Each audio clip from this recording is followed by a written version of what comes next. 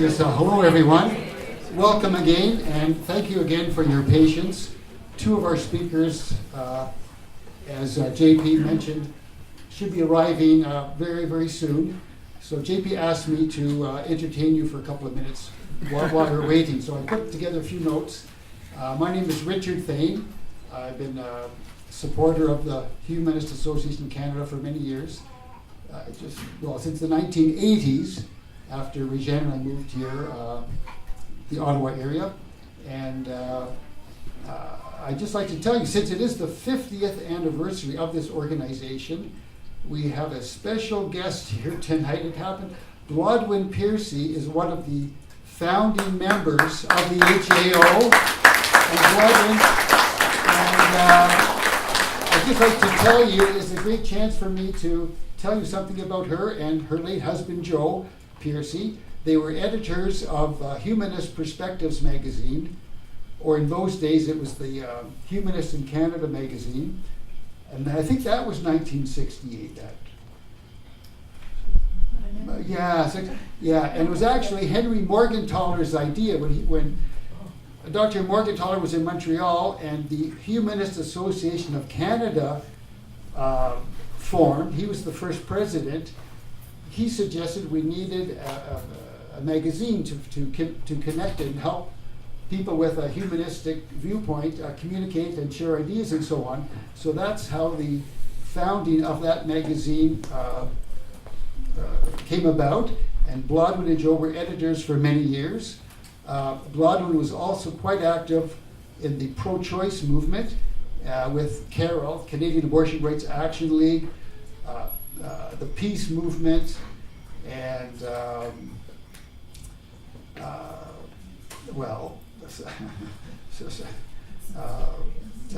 medical aid in dying. We were debating this and promoting physician aid for decades. One interesting. This is something. I think it was 1968. When the Thain Commission, this was before my era, but I think it was that Humanist Canada made a submission to the Thain Commission on the decriminalization of marijuana. That was years ago. So the Humanists were always involved with social issues and were really dedicated to having sort of the non-religious, but views of non-religious people, but people who had a moral sense and wanted to be heard at the table with all the other groups and to express our views based on reason and rationality and logic and that sort of thing. So we have one of our staunch supporters of HAO, past president of Humanist Association of Ottawa, Sheila Ayala. We'd like to just give you some flowers, Blodwen, for coming out tonight and to congratulate you for your many years of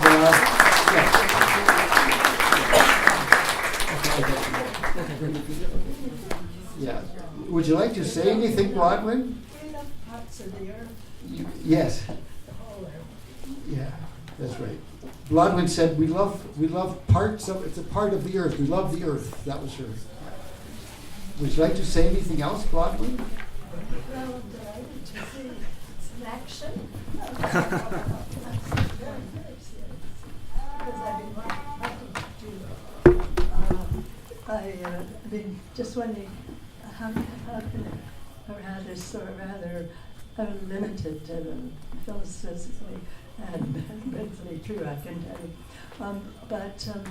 I'm so pleased that a group that I know is, I guess, bringing the attention to as much as we can. The whole thing has just got to be something remarkable. Well, you're someone who's, on a personal level, inspired me. I mean, you just quietly do things to try to make the world a better place, and so we're grateful for that. Thank you. So I was not prepared to make a speech, but I'm sort of improvising here. If you can bear with me, I could tell you a bit about the IHAU, 1952. Wrap it up. Okay. Yes, sir. like any more information, check our websites. And, Pamphlets in the back. Pamphlets in the back. And the IHEU formed in 1952, and a great Canadian humanist, Dr. Brock Chisholm. Unfortunately, many Canadians don't know him, but he was the first Director General of the World Health Organization. But he's one of our great humanist leaders. Sir Julian Huxley was the first Director General of UNESCO, and Huxley and these other people, they were involved in forming the UN. In 1952, they met in Holland, actually, the University of Utrecht, and formed the IHEU. And so that's a bit of my trip down memory lane, history lane. So, okay, thank you for listening. Thanks very much, Richard. We're ready to get started now. Thanks for your patience, everybody. I'd like to invite the panelists to the stage now.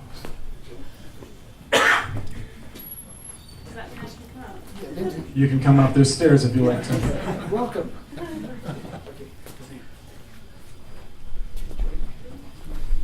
Okay.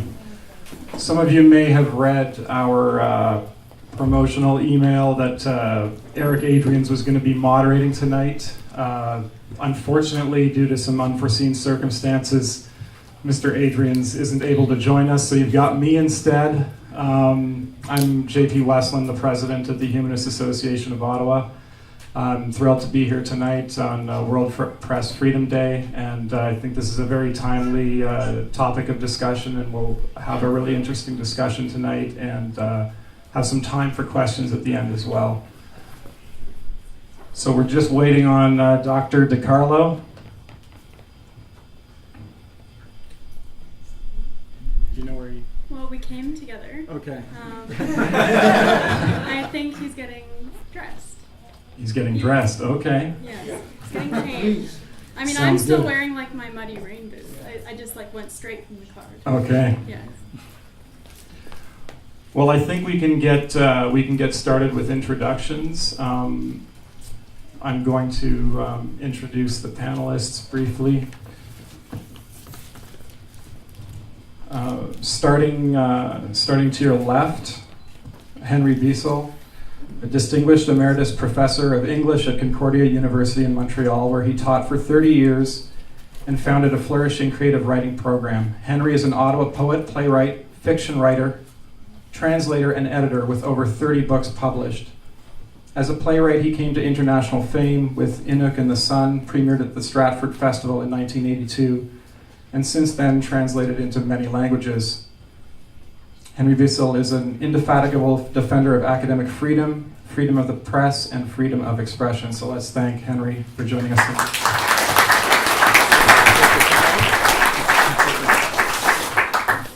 Next to the right, we have Ms. Shepherd. I don't have much for you, Ms. Shepherd, tonight. We'll make it very short here.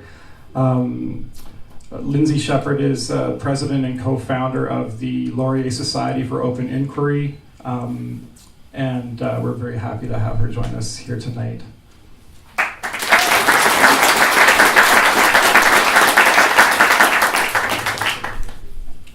Next to the right, Dr. Rick Mehta is associate professor of psychology at Acadia University, Wolfville, Nova Scotia.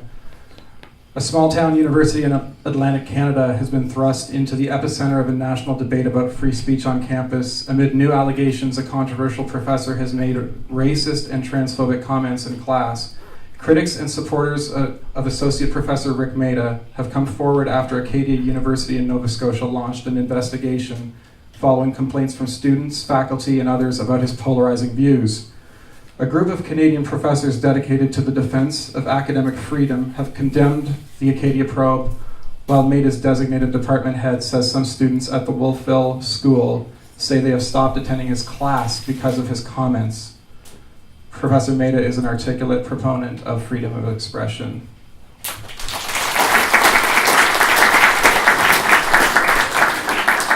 And last but not least, Dr. Christopher DiCarlo is a past visiting research scholar at Harvard University in the Faculty of Arts and Sciences, Department of Anthropology, and the Peabody Museum of Archaeology and Ethnology. Here he conducted research for 2 major papers entitled The Comparative Brain, The Evolution of Human Reasoning, and The Evolution of Religion, Why Many Need to Believe in Deities, Demons, and the Unseen. In April 2008, he was awarded TV Ontario's Big Ideas Best Lecturer in Ontario Award.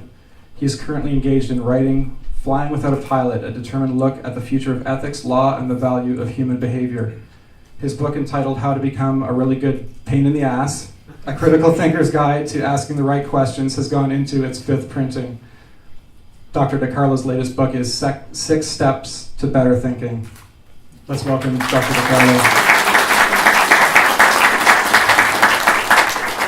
So I'm going to hand the mic over, because we're a little short on mics tonight, over to the panelists. What we're going to do is start with the panelists have prepared some opening statements about their experiences with freedom of expression, with the climate in Canada, and some of the things that they've experienced.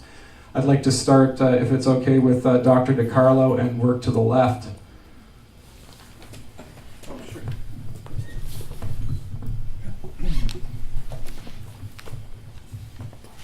Well, thank you, and I'm happy to be here. There was quite an accident on the 401 that kept us detained, but we managed to get here nonetheless. I'm going to tell you a bit about my experience in academia and some of the things that have happened to me. In academia in Canada and elsewhere, freedom of expression, I've found, is not so free. And I can attest to this personally and anecdotally, but I'm sure I'm not the only one. While on contract as an instructor at a university, we'll call it University 1, in Southern Ontario, I was shortlisted and interviewed for no less than 5 tenure track positions. Never hired for any of these. People on each of the hiring committees did not care for the type of philosophy I was doing, which was interdisciplinary with the evolutionary sciences. Nor did they care with whom I had been associated. People like Michael Roos, the fact that I was a postdoc at Harvard and I'd worked with a gentleman named Edward O. Wilson. The last straw came when an interdisciplinary position was announced within psychology and philosophy, but this was created to hire the spouse of another professor who was being hired in another department. So a colleague of mine informed me of this particular type of nepotistic hiring, but it didn't stop me from confronting the dean.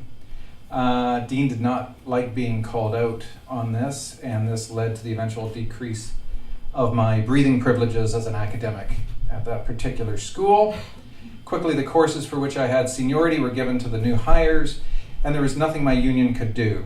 Students set up 2 protest booths in the Arts Building and the Central Students Building to save my job. They attained over 1,000 signatures and conducted a sit-in in the president's office. He agreed to meet with me, gave me some lip service about hiring practices, and that was it for me. At University 2 in Southern Ontario, I was teaching a critical thinking course. I wrote the words, "We're all African" on the board in 2005, and maintained that if evolutionary theory is correct, then it follows that every one of us evolved from a common ancestor somewhere in Central Eastern Africa. A student called me out on this, an Aboriginal student, and said, my people wouldn't accept that. And I said, I agree. I know a fair bit about Indian mythology, and I can understand why they wouldn't agree with that particular knowledge claim. But when she said, who's right? I said, not your people. Because they're not. And so as a professor, it was my obligation to teach the facts as best that I gain them and in the most responsible manner possible. And I said, but you know what? Why don't you bring in some elders? I'll bring in some of my faculty colleagues from the sciences. We'll get together and we'll have a discussion about what can be done when culture conflicts or clashes with scientific reasoning and scientific facts. The class erupted with applause. They thought this is the exact reason why you're at university. The subtitle of my latest book is actually called How to Disagree and Get Along. And I found this is sorely lacking in academia. A lot of people take offense to having their feelings hurt. This didn't go over too well. The student and 2 other fundamentalist Christian students complained to the dean. I received a registered letter saying, knock it off, this is going into your official file. I had to be shortlisted and interviewed for a tenure-track position there. The position suddenly went away, and that was it. I joined with the union, we sued, we won, but I was still out of a job. At University 3, after this, in Southern Ontario, the promise of tenure for a 6-year period, 2 different 3-year hiring cycles.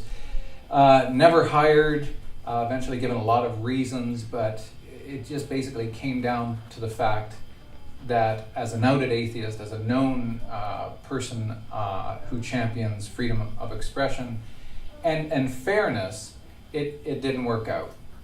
And so it went to the Human Rights Tribunal of Ontario. We sued for discrimination of creed, where my creed is atheism. I think it was the first case in the history of North America. And, there was a settlement, but again, out of another job.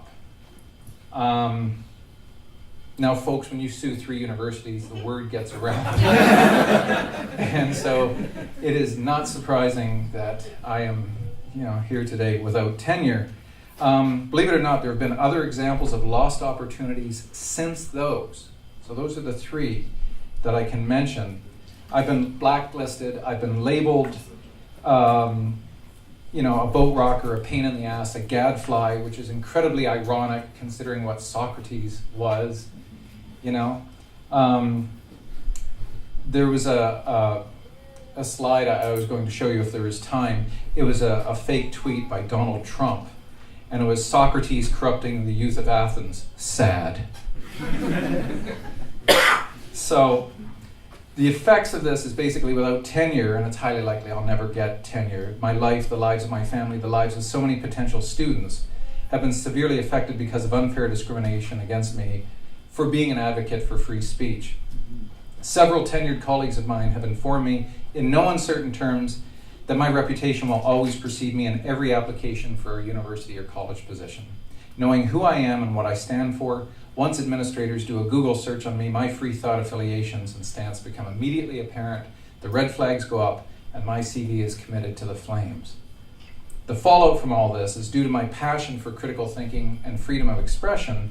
I've been denied a life in academia, the chance to teach, research, publish, mentor, and contribute to the bodies of knowledge within my field.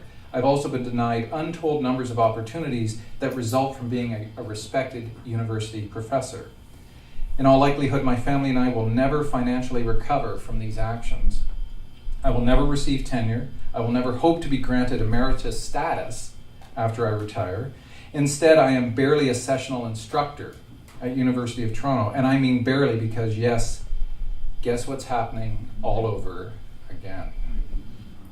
You might be thinking what I have thought and my wife has thought on many occasions, maybe I should get out of academia altogether. But the question is, should I have to for being an advocate for free speech?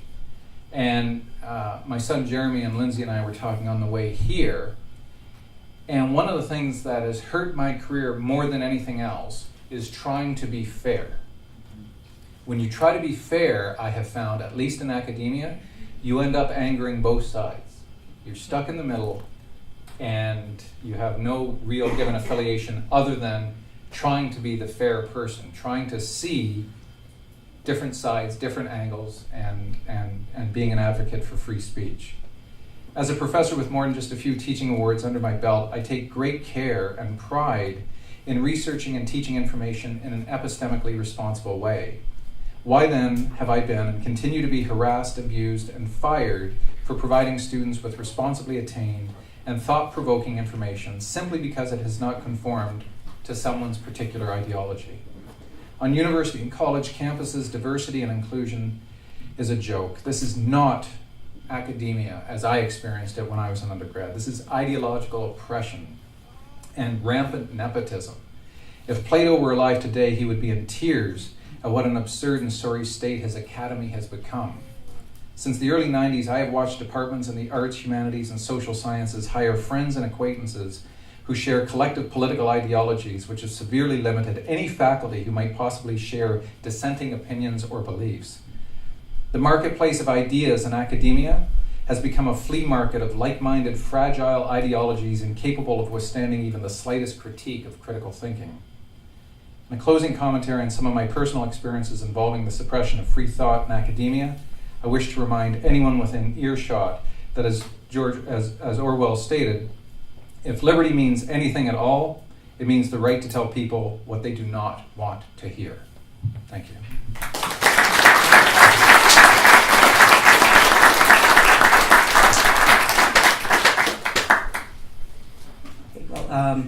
I didn't get a chance to actually prepare remarks because I've been spending the day trying to figure out how to respond to emails from the dean because I've been invited, lack of a better word, to a meeting to discuss discipline. So I've been having a lot kind of going on in the background. So since I didn't get a chance to prepare any remarks, I thought the best thing I'd do is try to tell my story in chronological order, because most of what's happened to me has been over the past year. So a year ago at this time, overall life was quite good for me. I was a tenured associate professor at Acadia University. I really loved my job, especially the teaching aspect. And last year at this time I'd won 2 teaching awards. The evaluations were quite good. Life just couldn't have been better, at least on the professional front. But I was bothered by what was happening beneath the surface. So just noticing in the background that there were incidents happening. It seems to start in 2015 with the Christakises at Yale, with the controversy that ensued just over Erica Christakis' comment about the Halloween costumes. And from there, the incident just seemed to be increasing with frequency.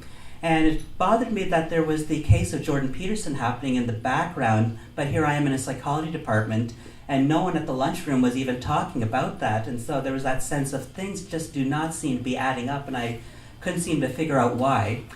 So a year ago at this time, I'd organized a panel discussion on free speech, and while the event itself went well, it was quite interesting watching the second hour with all of the questions that were asked, which turned out not really to be questions, but more of these long-winded rants, and it didn't seem to really make sense. Over the summer, I was disturbed by what the incident at Evergreen State College, so what had happened to Brett Weinstein, and the cancellation of the free speech panel that was supposed to happen at Ryerson. So for that reason, I thought, well, I don't want this to happen at Acadia, and so I gave a comprehensive talk on free speech at the end of September. And so that one, I really went out of my way to ensure that it would have the academic rigor. So I think I had some 20 pages of references that I circulated, and I think it would have been even longer had that been in an MLA or APA format, hoping that would stimulate discussion. But all I got was opposition. There was no discussion to be had. So really, so basically I was trying to, between September and November, I was speaking out more what was happening behind the scenes with contract negotiations between our union and the administration. So that was where I first started speaking out and going onto Facebook, since I wasn't having much luck speaking out, just using emails trying to institute change from within. So that was when I first started trying to become outspoken using Facebook. And I guess the next major incident that really inspired me then to join Twitter actually was Lindsay's story. So just knowing how what she'd gone through and how she handled it. And when she joined Twitter, then I thought, okay, maybe I'll join Twitter too as a way to connect and get support. And that turned out actually to be a godsend, because in late November or early December, the dean had asked me he had recommended that I take down a post I'd made on Facebook in which I critiqued a master's thesis that had won an award. And the title of it was an autoethnography of how a student had come to terms with his sexual identity through interpretive dance, which as a topic would have been fine, but it was basically, when we refer to autoethnography, it's basically like a diary. And when you read the thesis, all it does is say, these are my beliefs, and I'll use research now to confirm my own beliefs. So it basically read like a diary, and you couldn't extend it beyond, just the individual in question. So that was an academic critique. But I was asked to take it, or it was recommended I take it down because it could be construed as homophobia. And so that was, I guess, the first time where I was, an event that I saw as a threat to my academic freedom. And so then in December, I released a critique of an article that was in the student newspaper, which was about gender discrimination, saying it wasn't actually discrimination that could play a role for disparities, but various other factors, which I then continued in January in my course, in my introductory psychology class. And I guess where I got into the spotlight was a tweet that I made to Andrew Scheer. So the other event that had happened in the university was I'd expressed concern about the decolonization efforts that were happening, one of my main concerns being that it would actually lead to an increase in racial tension. So that had played a role in the tweet, and at that point then, once that became in the media spotlight, I had a feeling that things were not going to be going well at that point. So I continued to speak out. The major event that I spoke out in February was I played a clip by Christina Hoff Sommers and Camille Paglia, and it was from the Independent Women's Forum.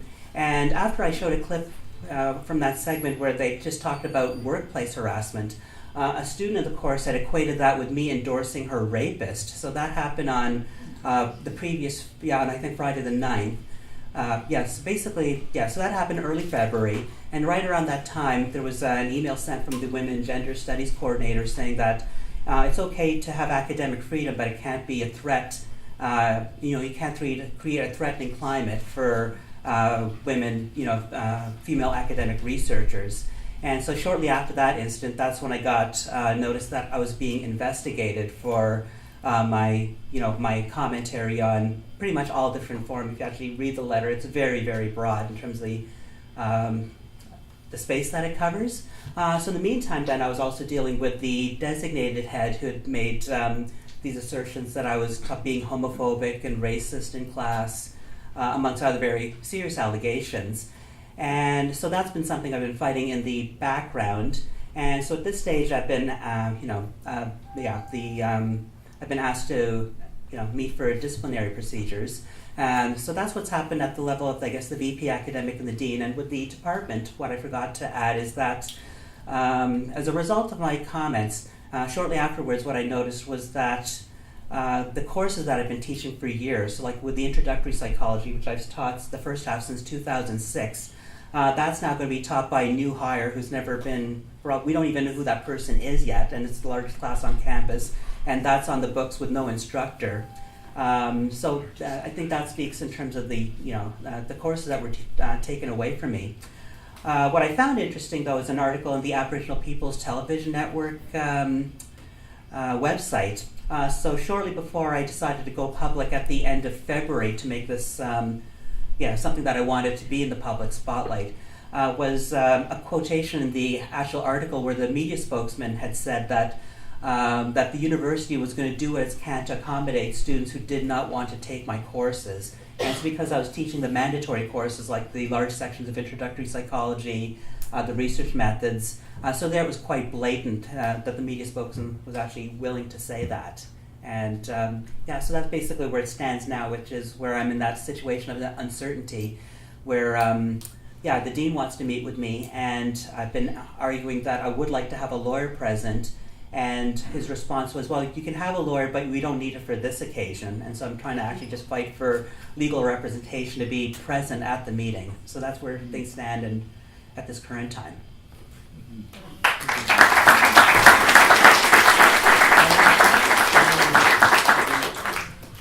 I think does this one work?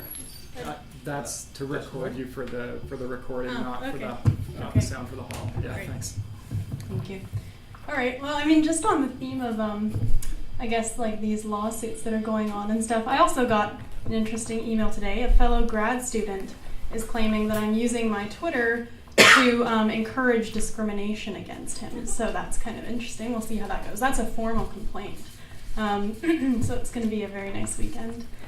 All right. So basically, my story is, back in November, I played a clip from TVO's The Agenda featuring Jordan Peterson in my class. I was disciplined because I was told that the topic of that episode, gender-neutral pronouns, were not up for debate. So I secretly recorded that meeting, released it to the media, and here I am, okay. But instead of just, kind of whining about the state of free speech at universities or, the state of open inquiry, I decided I should actually maybe try to do something about it. So I started the Laurier Society for Open Inquiry with some fellow grad and undergrad students from both Wilfrid Laurier University and University of Waterloo. And we are not an official student club. We don't get any university money. We don't get any university resources. It's for a simple bureaucratic reason that grad students and undergrad students cannot be on the same clubs. So it's not like we were denied, there's no story. There is stories about like free speech clubs being denied status and stuff like that within universities, but it's not like that for us. It's just a very simple barrier. But we've quickly found out, just from being a club since January, that trying to host events on a campus is extremely difficult. So most recently, I'll start back in March. But first of all, let me dispel a common claim. So when you start a free speech club, a lot of people think it's like an alt-right club, or you're alt-right apologists, and it's just simply not true. I mean, we hosted a libertarian guy who was, advocating for pro-open borders. We've had just a pub night where people talk about anything. But of course, critics gloss over those things and they go straight to events like the one we wanted to host with Faith Goldie, who's a former Rebel Media personality. She got fired for being on the Daily Stormer. And so we wanted to host her. We wanted to host a debate back in March. No one would debate her. Okay, so we figured we'll still have her come in, and then we'll have a very vigorous Q&A session, open floor. This was a free event, and let's just have her ideas out there, and then let's put them up to the test. Let's challenge them, right? But no, before she had even began speaking, someone pulled the fire alarm. And the thing is, these protesters, they also had, a very fun-looking counter-protest outside on the quad. They had like music. They had an artist singing for them, but that wasn't enough for them. They also had to shut down ours, so that was over. But we thought, let's bring her back, okay? And this was a debate among even our club executives, because we realized that when you invite someone who, my understanding is she's a white nationalist. Okay, when you invite someone like that, people see it as an endorsement, which it's not. But we decided, okay, yes, the optics might be hard to deal with, but let's do it, because otherwise it's a victory for people who pull fire alarms. Something which happened, by the way, here with Janice Fiamengo's talk. I think, was it in March sometime? Yeah. So we decided, let's try again. Laurier was kind of stalling. They made up this 15-day health and safety review process. They kind of were slow to respond to emails. Eventually, these 15 days ran out, even though we had requested the room over a month in advance. And so we thought, okay, let's look 10 minutes down the street to University of Waterloo. One of our executives is from University of Waterloo. Let's see if they'll do it. Okay, they agreed. $1,500 for a room booking, $1,500 for security. We can do that. So then I go and meet with them. It was a room similar to this. And then they informed me that, $1,500 for security was probably not accurate, because they've received word that the Antifa, the against fascism groups, are planning protests. So they said they'll get a figure to me by the end of the day or whatever. Okay, the figure turned out to be $28,500. And this is just for a talk. This one was actually Faith Goldie and Dr. Ricardo Duchesne, who's a professor at University of New Brunswick, wrote a book called Canada in Decay. It's about this term ethnocide and mass immigration. So they were going to be in conversation. That would cost $28,500 to have a talk like that being hosted. So we had to cancel it, right? We can't afford that. And then that brings us up to today. I'm hoping on May 9th, the evening of May 9th, to be hosting Frances Widdowson, who's a professor, an associate professor at Mount Royal University in Calgary. And so Laurier was they seem to be kind of going back and forth on this, but at, I think it was, yesterday, at 4:32 p.m., they announced a policy change where student groups will be required to pay for all extra security fees for a speaker. And then at 4:45 p.m., they told us bringing in Francis Widdowson will cost us $5,473. So it might not seem like a lot compared to the $28,500, but let's just take a step back. I mean, this is a professor at a Canadian university who wants to speak on the campus of another Canadian university. Should that really cost $5,743? Or sorry, $5,473? I don't know. It's kind of something to grapple with, because maybe there is some legitimacy to, paying some security fees. I would be okay with that. But at the same time, let's realize it's really only one side of the political, cultural spectrum that engages in these deplatforming tactics.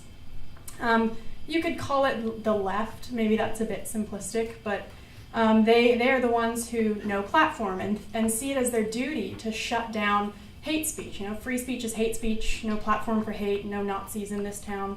These are the kind of slogans they use. So they're referring to Francis Widdowson also as a white supremacist. I think the protest they're planning for May 9th, which I've seen, is called Racists Are Not Welcome Here. And so, yes, this is what we have to deal with. It's sad, but hopefully it's going to happen. I'm actually going to be starting a GoFundMe tonight for that $5,473 because we don't have that either.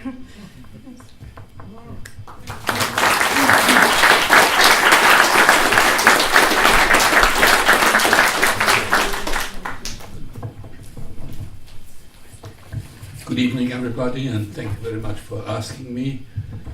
Sometimes, occasionally, it's good to be the senior. I am the senior in this crowd, and that had its advantages, I've come to realize, because my university career ended before all this political stuff happened. I just got it at the very end. I remember I retired in 1995, and I remember just a year before some young student saying to me in the class, Professor Beissel, by the way, the name is Beissel, think by himself, but that's okay. Professor Beissel, I don't feel comfortable in your class. I looked at her and said, well, bring a pillow next time. After the class had recovered from the laugh, I got the same response. I said, it's my job to make you feel uncomfortable. It's my job as a university teacher to challenge everything that you now think you know, because you don't. And so that was 1994. So I was lucky, Chris. I was 20 years a full professor out of my 30 years, and I did have tenure. Although I was always considered, and I have that in common with you, Chris, I was named in 1963 in Edmonton, Alberta, the university's gadfly. And I'm quite proud, and I continue to try to find ways to upset my audience so that they will revisit whatever it is they think they know. I am very much a follower of Socrates, because I do believe we all will end up knowing that we know nothing. I had, nevertheless, despite the fact that the universities were more tolerant at that time, I had my own problems, because I was always looking for the Achilles heel of this institution where I was. I taught at the recommendation of my chairman in Toronto at the University of Munich for 2 years. And when the chairman of the English department at a meeting looked around and invited our foreign guest, Henry Beissel, whether he had any insights about the department, I replied, I said, well, I wonder, Professor Kleeman, why is the English department in Munich run like a medieval Spanish court? My contract was not renewed in Munich.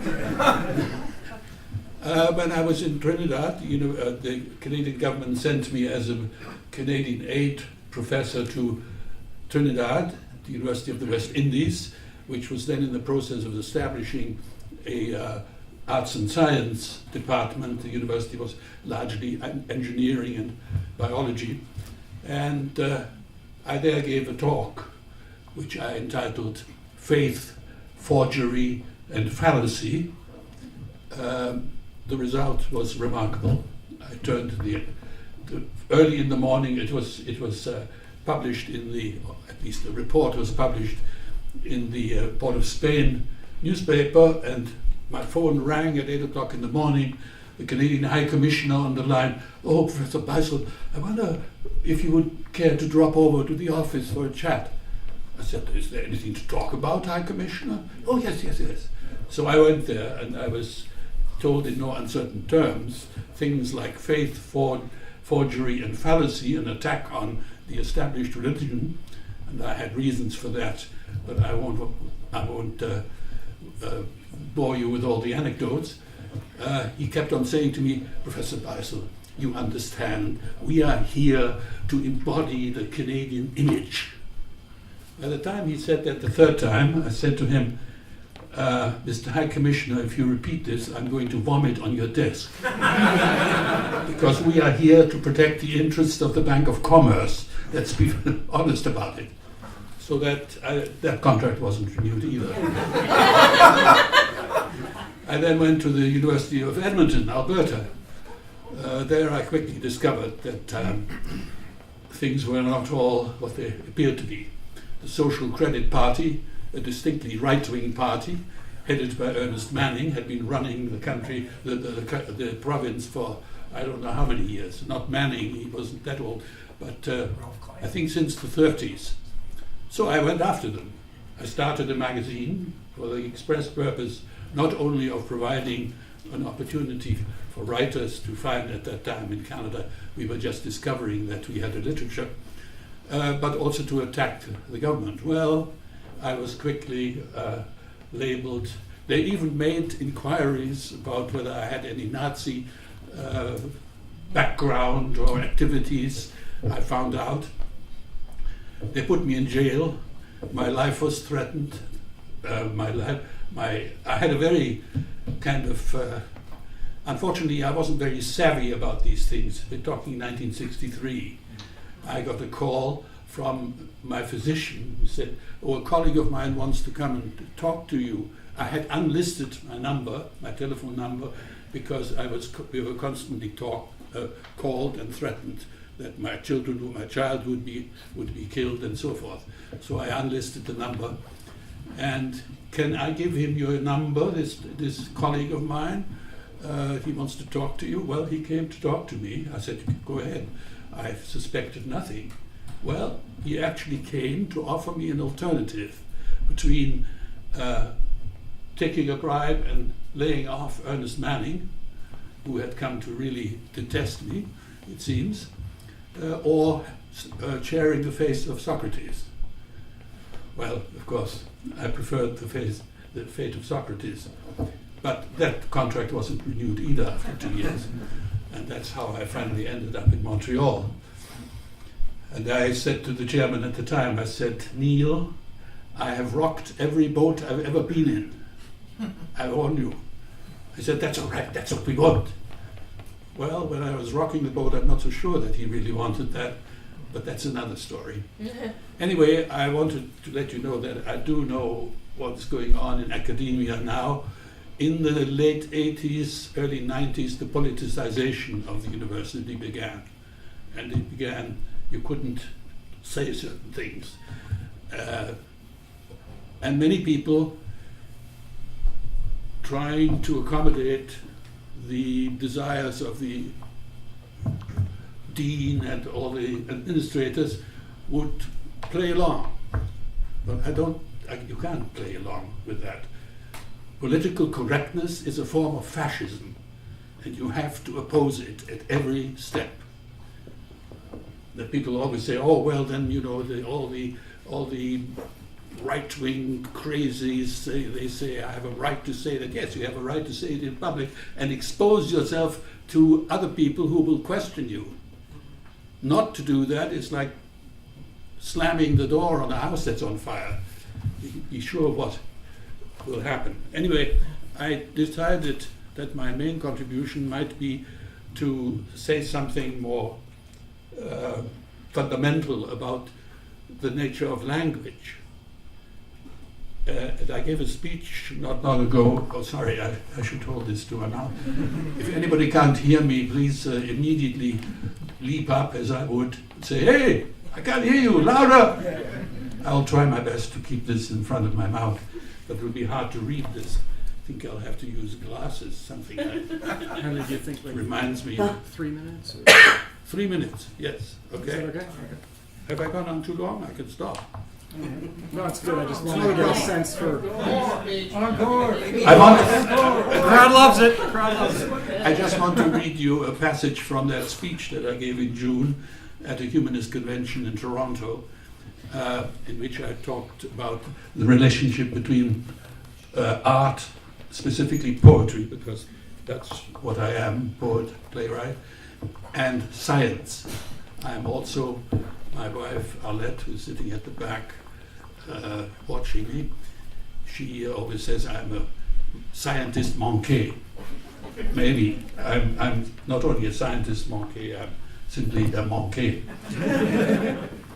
Here is what I would like to share with you, and I will get JP to shut me up when it's too long. I talked about poetry and language, because poets are, after all, traditionally, and I think to this day, the guardians of the language. The fact that there is a kind of poetry now handled by people who are not guardians of language is another story, not for here. What in a poem makes you laugh or cry? Are words carrying and juggling meanings, alluding to hidden connections and contradictions, triggering associations and conjuring images, words arranged in rhythmic patterns that resonate with memories and emotions. It all starts with words. That is why Shelley called poets the authors of language. Poets are utterly dependent on finding and using the right word. Les mots justes is their commitment and obsession. Their laboratory is life itself, where they search for the word or phrase that most truthfully captures and communicates the complexity of experience. They do so with the same assiduous exactitude with which scientists labor to bring their theories into accord with observation. Poets are the supreme custodians and keepers of language, and since language is what makes us human, poets are the guardians of our humanity. Our fellow creatures on this planet have ways of communicating too, but their grunts, growls, and whistles have never crossed the watershed between their concern with food, fear, and fornication, and our search for understanding and meaning in the world we inhabit. In the process, humans have reached a level of communication that is providing us with knowledge and insight into the universe that is nothing short of miraculous. Remember that we are essentially walking bags filled with 10 gallons of water in which a handful of chemicals are dissolved. And here we go telling each other how everything was born from nothing 13.7 billion years ago, how 1/trillionth of a trillionth of a trillionth of a second later, our universe was the size of an infinitesimal dot that began to inflate faster than the speed of light, and so on and so forth. These mind-blowing insights into the origins of the universe, of our planet, and the evolution of life are the direct result of our acquiring language, and with it the ability to abstract, question, search, and think. Language is the measure of our humanity. As nations and as individuals, we are as rich or poor, true or false, base or honorable as our language. In their care and nurture of language, poets carry out the fundamental mission of words, which is to name a thing, an event, an idea precisely without equivocation for what it is. The mission is the foundation of civilization, and its success depends on the honesty and truthfulness which with speaker and writer use language to communicate with us. The health, happiness, and evolution of society depend on it. And part of that is, of course, the freedom to use the language that is most apt and correct. So you would expect humanity to be totally committed to the authentic use of language. The reality is that there has probably never been a time when language was as systematically abused, degraded, and perverted as it is today. More energy, skill, and money are employed in using words to deceive and manipulate than in their honest use. In politics, advertising, insurance, the media, religion, and the legal profession, to name but the most notorious, whole armies of people derive their livelihood from abusing words to mislead, misrepresent, misinform, distort, and lie. Maybe I'll leave it at that.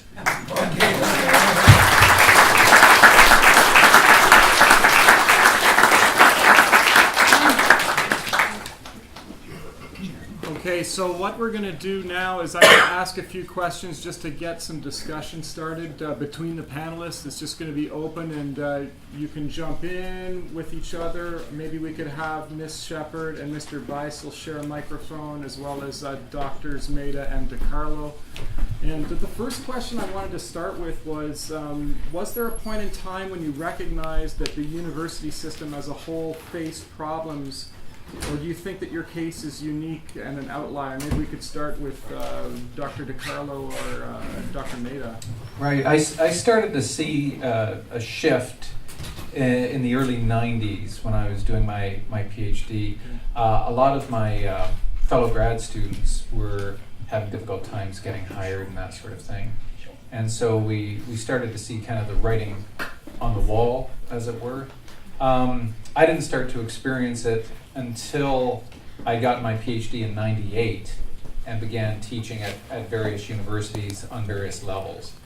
I wrongly assumed that because I was in an academic institution that I had a certain level of freedom to be who I was, which was an advocate for free speech and somebody who liked to entertain interesting dialogue and have discussions and on any topics whatsoever, that no subject in particular was taboo if we're discussing it on a philosophical level.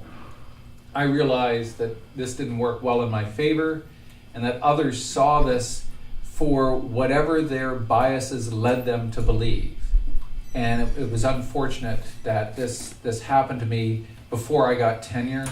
And it has always been my advice to any young scholars coming up to give them what I think the title of my autobiography will be, which is called Get the Tenure First.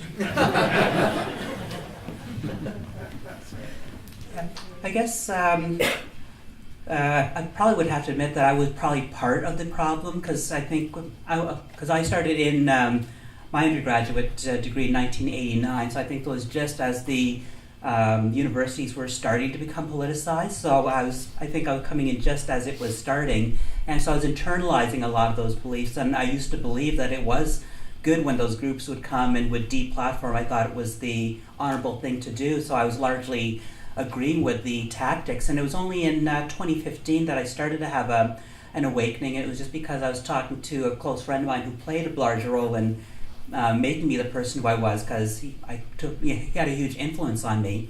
And I hadn't seen him for years, and then when we were talking, just everything turned out to be about racism, and everything was somehow the military-industrial complex's fault, including in my own subdivision, why people would not want to have sidewalks. So he wouldn't listen to a very basic explanation, which is that the people in my subdivision didn't want their property taxes to go up. Somehow it was Stephen Harper's fault, or the military-industrial complexes. And so with everything I tried to do, I just could not reason with him. That's when I started to have an awakening, and it was that sense of, oh my God, I'm actually part of the problem. And so that's when I decided, okay, well, the first thing I have to do is stop being part of the problem. And so in doing so, I started to open up my eyes to actually what was happening. And so like I said in my opening remarks, that's the first major event that really struck a chord with me was the Christakis' story, and then the event at Brown University with Wendy McElroy when she did her talk with Jessica Valenti went about the debate about the rape culture, and then afterwards it turned out that Jessica Valenti's whole basis for her comments was the case of Emma Sulkowicz, which turned out to be debunked. So that really started to have me just aware of what was going on in the universities. And I really thought that this was something that I could do where I could maybe save this from happening at my own institution. But the way I kind of perceive it is that everything was just quietly happening in the background. And then that I opened up a can of worms when I started to ask questions about the issues like the gender, the explanations for the gender inequality or the decolonization. So my impression is, I think what's been happening at my own institution is that anyone who did dare to speak up would be silenced by overuse of our harassment and discrimination policy. Just that what would happen is they'd be silent, they'd stay in the background because they want to, imagine keep their employment, provide for their families and whatnot. Whereas I was openly defiant and said, no, I'm not going to be doing this. And I guess the reason for that and why I'm still staying vocal is the way I see it is that I am just doing my job. So when we use that expression, I think a lot of times people just think that expression means, oh, I'm going to work, I'm going to get my paycheck, and then I can go home and do what I really enjoy. But the way I see it is that as a professor, I have certain moral and ethical obligations to the society that I serve. And so that does mean that that this is something that I must do, just because in terms of what I do in my job, in terms of what I see as my responsibility, is that I'm training the next generation of students. They're going to go on to become the teachers, the doctors, the lawyers, and they're going to have then a bigger effect on the next generation. So that's what I think compels me to keep doing what I am doing.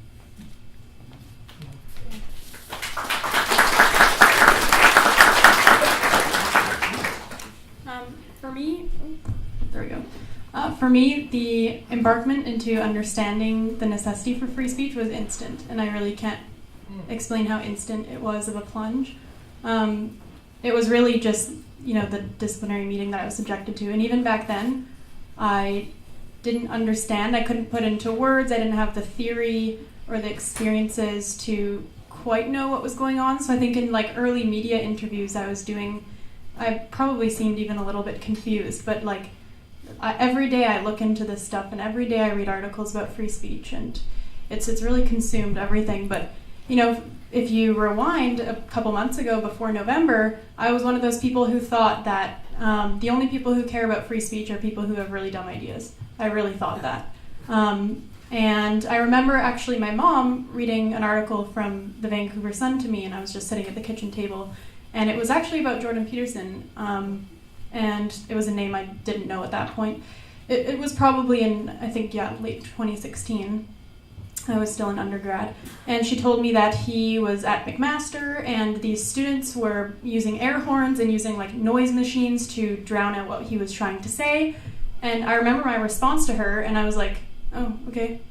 And I just, I didn't understand the implication of it. And of course now I hear stuff like that, and I completely understand the implication. So for me, it was one of those things where it really had to happen to me for me to understand, everything that goes along with free speech and why we need it. So sometimes when I see people making fun of free speech, there's this meme, freeze peach, the fruit, the peach, and it's frozen. People make fun of it. They will say social media comments like lol when I tweet about events being shut down and deplatformed. They think it's funny. But I don't tend to attack those people because I think one day they might see. And I think one day it might happen to them, because there's the saying, the left eats their own and all that. So I try to just, see how this plays out, I suppose. Okay.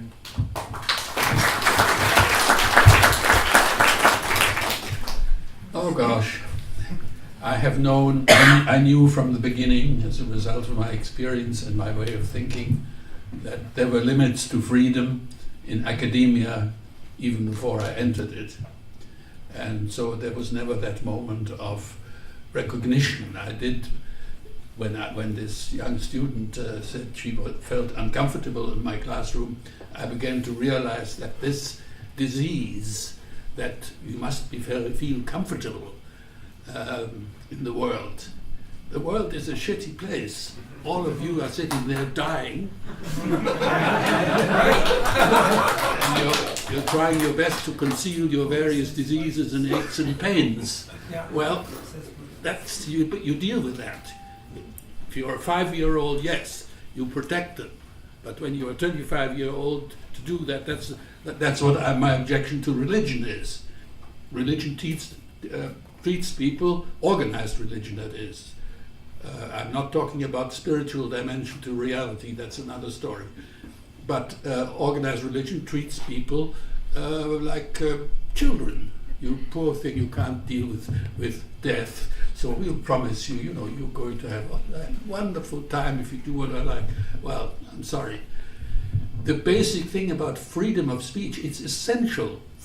Science, from a Greek word, searching for knowledge, is entirely dependent on conflict. The first thing a scientist does when he has a theory that develops from the observation of nature is to try and prove that it's wrong. This juxtaposition of negative and positive, yin and yang, whatever you want to call it, is absolutely fundamental and essential. Without it, you just subside into, well, I don't want to use obscene words, so I'll stop. Okay.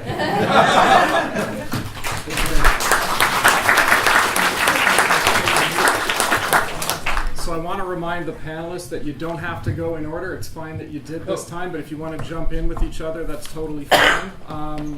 The next question I want to pose to you, we have very extensive freedom in Canada, and most people won't run afoul of Canada's hate speech laws, and yet some speech seems to harm people. Do you think that there should be boundaries to free speech or consequences when an academic proposes ideas that are unacceptable to large numbers of people?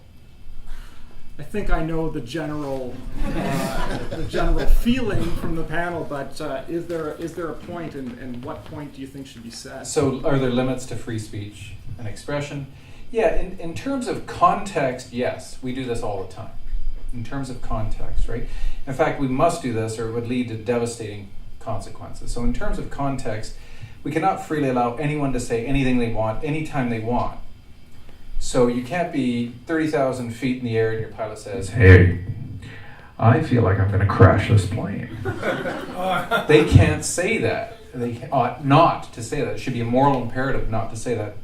So within the context, right, a journalist cannot simply say whatever they want to deliberately mislead. This goes for all sorts of things. Your physician cannot tell you things. You have 4 weeks to live. Nah, I'm just kidding. Right? I freely wanted to say that. Well, no. Within that context, no. In terms of discussion, it's all on the table. We should be able to talk about anything we want philosophically. If the pilot, however, sees that he is about to crash the plane, I'd object to him not telling me so that I have my last thought. So yeah, in terms of dialogue and discussion, we should be free to discuss any idea. Once it starts to generate obvious harm, so it entices people to generate harm. So some of you will remember the original Woodstock in 1969. Some of you are old enough to remember that. There was another one in 1999, and it was nothing like the original one. It was not the summer of love. It was the summer of grossness. I don't know what it was, but there's a guy on stage from a band called Limp Bizkit. I don't know if you guys know who Fred Durst is. And do you remember what he did? Right? He said, "It's time to break stuff up." Okay, he has the freedom to say that. But when you've got an audience listening to every word, hanging on every word you say, and they proceeded to break stuff up, do we limit free speech in that case? It's one thing to have dialogue and discuss philosophically. What would it be like if everybody broke stuff up? We can talk about that till the cows come home. But to tell somebody they should, I think there's... No, I would agree that there are limits to free speech. You cannot invite people to be violent against other people. That is simply out of the question. The danger, of course, is that that can be interpreted by sophisticated lawyers to shut you up when you're not actually advocating violence, when you're simply criticizing somebody, some government, some party, some whatever, that could lead to violence. Well, if you operate like that, everything could lead to violence. We might as well shut up. Yes, You guys should. Oh no, sorry, I'm not the MC. Yeah, I guess I'll jump in, is because I guess the answers that were given were all predicated on the first part being true, but the way I see it, the devil's always in the details. So at the beginning, you talk about this notion of harm, and I guess there's always the element: what do we actually mean by harm itself? So is it going to be some kind of physical harm, and that doesn't happen in a classroom. Psychological harm, maybe in terms of, you get your feelings hurt. So I guess if we're going to address that question of harm, we want to be able to think of, the nature of the harm, but maybe something like the intensity and duration of the harm. So when you have a kind of an injury, so you can think of, your cat scratches you, but you're not going to put your cat down for something like that, right? They lick your eye. It might be a bit annoying, but in that sense, it's not really, it's not going to cause any permanent damage. But it's more like, if you're bit by a rabid dog, that's going to be much, much different. So the way I kind of conceptualize it for the classroom is that in terms of what we're trying to do is that you can think of the classroom as being like the martial arts studio, where we're trying to train students to be able to deal with what's going to happen in the real world, where we're not always going to have the rules there to protect them. But if they can at least be ready for any kind of argument when they get out in the real world, we can at least prepare them for most of what's going to happen in their outdoor situation. So the way I kind of conceptualize it is, within the confines of the classroom, it's going to be like a martial arts studio. But we do have rules in place, so, in terms of where you can and can't hit. So maybe at most you'll get is maybe a few bruises, but bruises heal. So it's not like there's going to be any long-term harm. So it's just some short-term harm that heals quickly, and that's maybe what we're trying to aim for in the worst-case scenario in a university setting. Yeah. So just to expand on what you're saying, like maybe give an example. So the speaker I want to bring in next week, Frances Widdowson, her central argument from what I understand right now is that Indigenous, non-Indigenous relations will not thrive the way the current system is. And she's written a book called, I think it's Disrobing the Aboriginal Industry. And of course, these are topics that are really taboo in today's society. And so I had a Indigenous student, I think at the University of Waterloo, send a social media comment my way. And she said that by virtue of me inviting Frances Widdowson, did you know that communities, I'm damaging entire communities by bringing in speakers like this. And every time I bring in a speaker like Frances Widdowson, it takes months, weeks and months for her community to heal. And so, like when I first, and there was other stuff too about like generational healing and how this shit hurts us. I want Lindsay Shepherd to read this. And my first instinct when I read something like this is I kind of do feel like that twinge of like feeling bad and like feeling sorry for this person. But then I read it again, and it's like you're not forced to go to this talk. And someone wrote on my Twitter once, in regards to another event we held, these students just need to take a nap, and when they wake up, it'll be over, and it'll have never affected them. They're not forced to go. The Indigenous Student Union at University of Waterloo also wrote this statement where they said, like, we do not want to be forced to hear these opinions. Well, you're not. Like, we charged a ticket fee for you to come in. So if you're not going to pay the fee to come in, then you do not have to hear it, ever, really. And so, is this, I had to think. And I responded publicly. I said, how is an event that you're not forced to go to making you need to heal for months? I don't get it, and I am interested in a genuine answer from her, and I hope she will respond. And, how does this person who has professional and academic expertise in this area damage entire communities? Because whether she gives a talk at Wilfrid Laurier University or not, she's still going to go home and have those opinions, and she's still writing books. Is that actively damaging your community? Like, how far do we go with this? So.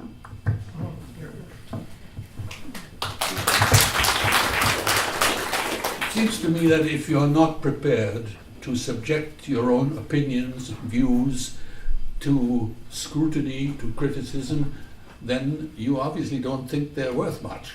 You don't feel that they can be defended. But if you advance them, then you must accept opposition.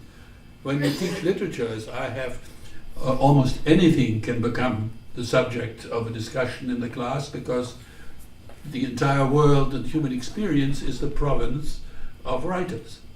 And I remember an occasion when Catholicism came up, and the student tried to, not exactly indoctrinate me, but to state, the truth, it's in the Bible, and so forth.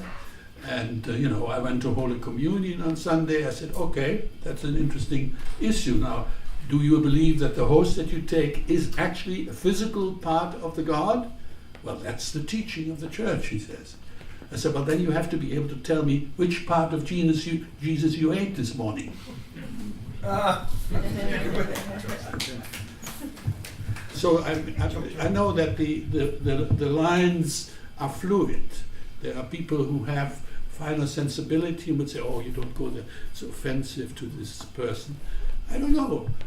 I was very pleased. I have 3 daughters, and my middle one went to a camp. I didn't know that at this camp they also had a mass, and she went to communion too. He had no idea what that was about. She was still young, and the priest gave her this host. She thought it was breakfast and said, can I have another one? I thought my educational methods had succeeded.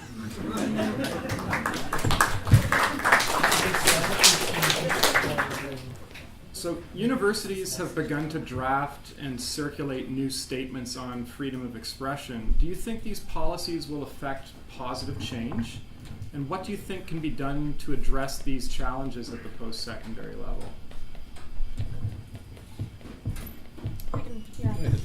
Well, I know Laurier is working on an institutional statement right now, so their statement on freedom of expression.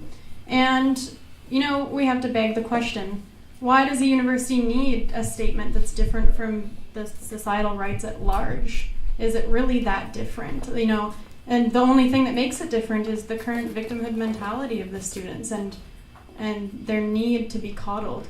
And there was recently a town hall at Laurier because they wrote the statement. You can see it online. They released it last week or so, and they do try to placate both sides. So it's usually perceived as this thing of free speech and open inquiry versus diversity and inclusion, which is false. It's not. They're not opposed to each other. But the kind of typical LGBTQ activists who really came after me in the fall, they were at the town hall, and one of them, the statement, in my opinion, it does nothing to offend marginalized communities. It mentions them many times. It introduces this concept of inclusive freedom, I believe, which is does it really mean anything? No, but it uses the word freedom and inclusivity. And this person almost cried as they were at a microphone speaking to the task force that drafted the statement. They were talking about how they are a broken body and this statement is so bad for their community. At the end, this person hugged someone, and then they posed a question to the task force, but then stormed out of the room. So we had to listen to this person talk for, 7 minutes, and then they just left. So we have to listen to them, but apparently they don't have to listen to the response that was given to them. And, it just kind of went like this, very melodramatic and very much about not supporting marginalized communities, when it absolutely did. It really did, and you can read the statement for yourself, and they're taking in consultations from the Diversity and Equity Office, and anyone's allowed to respond to this. And unfortunately, because the only people who came up to that microphone were, discontented with the statement, it was the people who advocate for marginalized communities and such. And there's now this impression that this statement is unfair to them. And again, there was people at that microphone saying, everyone on this task force is a white supremacist. And I can tell you, the people on the task force, you could tell they were alienated by that. The ones who were pro-inclusivity, there was one guy who I know is Persian, and he said, how dare you call me a white supremacist? But still, the accusations keep coming. You know, your statement defends white supremacy. It always comes back to these things, and then you ask them to expand on what they mean, and they just can't substantiate what they mean. So we're just kind of left in this perpetual confusion and misunderstanding of meanings. Yeah, I guess I'll jump in because I'm in the classes. I kind of joked about the idea that I'm also considered an alt-right and a white supremacist as well, and so I just kind of joked about how they've also joined on the inclusivity bandwagon, and now I get to have a membership that I didn't get to have in the past, and try to sort of make light of just how absurd the argument actually is. But one of the measures that I was hoping that I would actually get students to get on board with, which unfortunately was unsuccessful, was just the idea if we can actually have assertiveness training, because the way I see it is the whole idea of trying to take people from the top and bring them down is counterproductive. So how can we build people up? And so that makes, at least for a level playing field. So if, let's say, someone is shy and doesn't want to speak up in class, that's where something like assertiveness training might help. Or if if someone's really being belligerent, how do you actually deal with that situation? So that way it then teaches them a skill they can use in real life. And so that was something I proposed as an idea to try to help deal with the problem. And I guess with the issue related to the sexual assaults on campus, I know from what I've read, the biggest problem that's contributing to that is the alcohol usage and just the drinking culture that we have now that seems so much more pronounced and much worse than it was in the past. And so I think some of that problem actually, which I cited Laura Kipnis's work from her book, Sexual Paranoia Comes to Campus, which I think is that when people are getting all these mixed messages, especially when they're young, trying to figure out who they actually are, and everything just seems to be mixed and they don't really know how to cope, we don't have the communication skills to talk with one another, then what is there to do to cope but to drink? And and I think then the drinking contributes to some of those problems that we see with the sexual assault. So the idea that I had was try to deal with those two issues, and I think that would deal with a lot of the underlying problems. And so it's the idea of just trying to get the support to actually get that underway.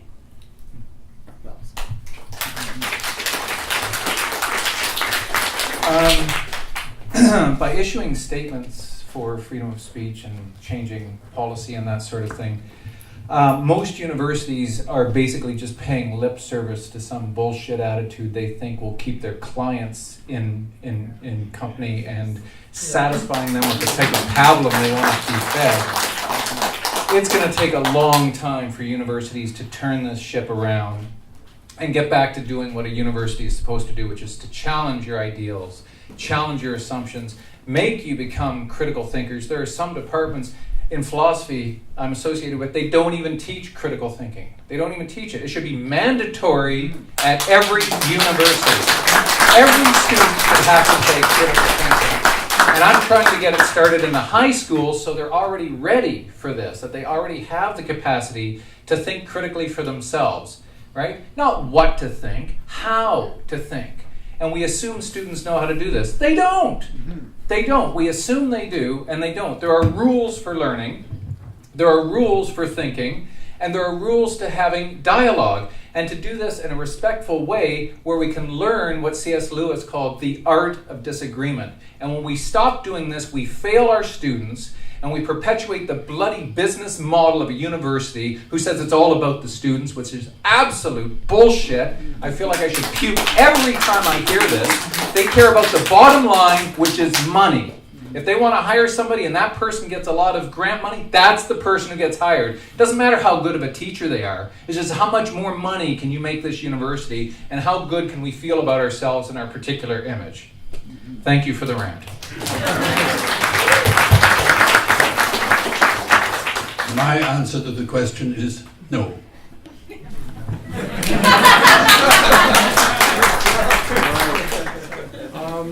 So I'd like to take some questions from the audience now, and we're a bit short on microphones, so I'm going to have to take that one, and you can maybe pass the other ones around.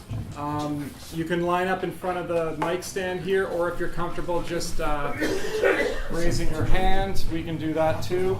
Water. Thank you. Let's do it. This thing will stay up. Okay.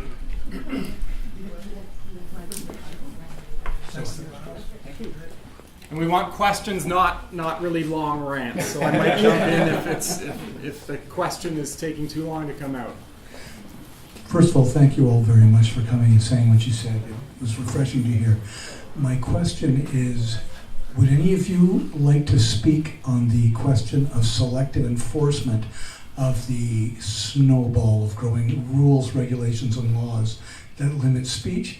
And also in the context, selective enforcement also in terms of an overarching agenda that's applied both after the fact and in the formation of these rules, regulations, and laws. And thank you. I can speak briefly about selective enforcement. Here's an example. Do you folks know who Henry Morgentaler was? Yeah. Okay. So Henry single-handedly changed the laws in Canada to allow women to have safe abortions. Now, whether you're for abortion or against abortion, I think we can all agree that if a woman makes that decision, she should have a safe place to go in which to have it done. Mm-hmm. Henry did that. 1988, he did that. When he died, I was asked to give a eulogy at his funeral. After his funeral, I spoke with his widow, Arlene. We had talked a bit, and I was having lunch with a dean at the University of Toronto from Faculty of Medicine. And I just putting it out there, I said, what would happen if Henry's widow took some of his estate and donated to the University of Toronto $5 million for the Henry Morgentaler Chair in Bioethics, and we would like Professor DiCarlo to have that position? What would happen? And he said, and I cannot believe this, half would be for it and half would be against it. We can't risk it, because he was such a controversial figure that they wouldn't even accept the money and his name attached, because the other donors have affiliations that disagreed with Henry Morgentaler, and that would hurt their overall receiving of funding. So that's how deep it goes, that a person who did this great service for women is still, made a villain, and it's so hypocritical. It's unbelievably hypocritical, and yet there it is. And I just want to keep turning over rocks into the light of day so we can see what's crawling around underneath them, because this is what's happening right now. So.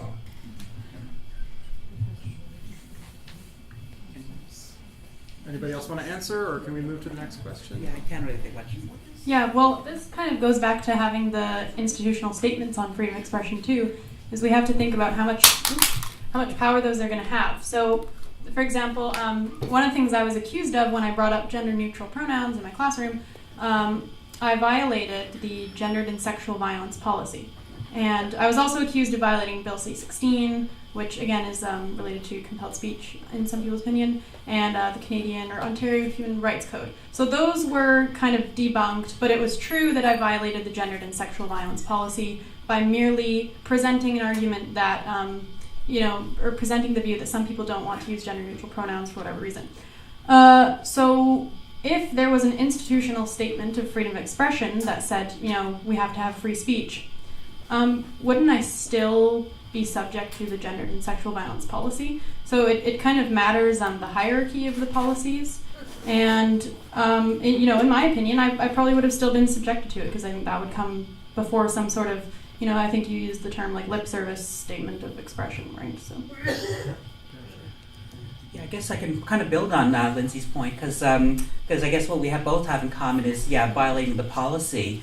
And what I've noted about mine is, or I guess what I have in common is, this is what a reasonable person would think. And so it depends on what you define by reasonable person. So within the context of the universities, where there's just an ideological shift to the left, and it's so, and I guess it's so concentrated with very little variability.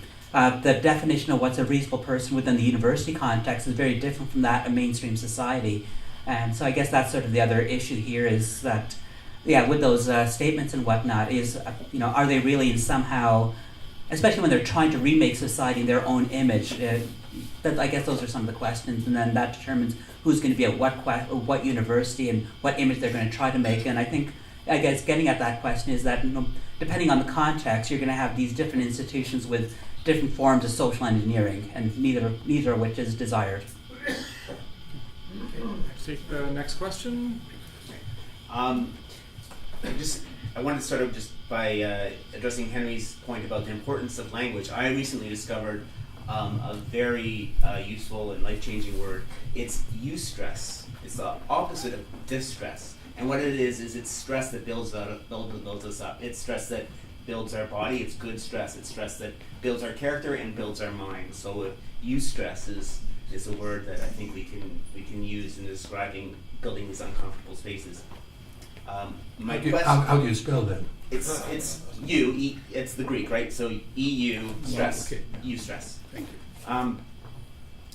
you. My question is, and it ties us to humanism and atheism. So it seems that we have not only in universities, where I think a lot of the universities would describe themselves as secular, and certainly many of the staff, if you talk to them as individuals, they consider themselves atheists or maybe agnostics. And we have the same issue within the community. There was this great schism around 2011, 2012.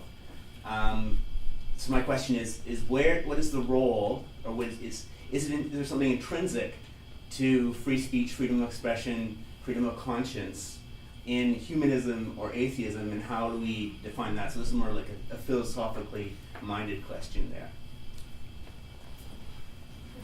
Do you mean should religious discussions be excluded from universities? Is that the object of your question? My question is freedom of speech a necessary component of atheism or humanism in your definition, or how would you divide that? Are there denominations of humanism in that regard? Freedom of expression seems to me to be independent of religion. I can imagine some religious people who would not want to put religious teaching on the table for discussion. That is the weakness of religion, of course, and that I can see. But I know people who have what they now call, quote, spiritual, unquote, sentiments about the universe, and they're all for freedom of speech because they don't know. They're searching to try and make sense of this mysterious universe that we forget how mysterious it is, and that we don't really know what it's all about. So I don't know, maybe you have a strong feeling about it? Yeah. Pass it on to Tristan. Yeah, so very quickly, here's how it goes down. I'm a professor of accounting. I teach accounting. I'm a full professor. Because I'm a professor of philosophy who teaches students how to think, critical thinking, and ethics, and I happen to be a well-known atheist, that has hurt my career severely. I've had other colleagues say, well, I'm an atheist. Yeah, but you're not an outed atheist. You're not an advocate for free speech and allowing people to have dialogue, intelligent dialogue with you about the existence of God and whatnot. You're not known for it. You're a closet atheist at best. So that's why you have tenure, and that's why I don't. So, that's basically how it's been for me. Yeah, I guess my views on religion have changed, especially this past year, because I hadn't taught the second half of the introductory psychology course. But what I've come to think, having taught both halves in the same year, is that there's the science side, which deals with the objective questions. But in terms of what determines what might be the questions of interest, can be sometimes influenced by the values, and what plays a role in our values does often come from the world's religions. And when you just see some of the same kind of symbols coming across different cultures, even though they've never met because they were physically apart. So I think there is something to the elements of the religion and spiritualities that speak to our values, in terms of, especially in the age now of cloning and drones and lack of privacy and all that. So sort of in terms of how do we deal with some of those questions, I think the religion does have some components, and from the psychological perspective, I think some of those spiritual beliefs form a core part of our identity and help us to at least find ways of conceptualizing the world. So even though I'm not religious myself, I've started to find that I'm open to some of the ideas just because they help me sort of conceptualize a world that right now does not often make sense. Thank you. Hello. Just a bullet point first. My mom, she's taught herself a lot of metalwork, jewelry on YouTube. I myself have learned quite a bit from the internet, and Jordan Peterson has spoken of an online university. Could the future of higher education be in undermining the current institutions and decentralizing the higher learning through the medium of the internet?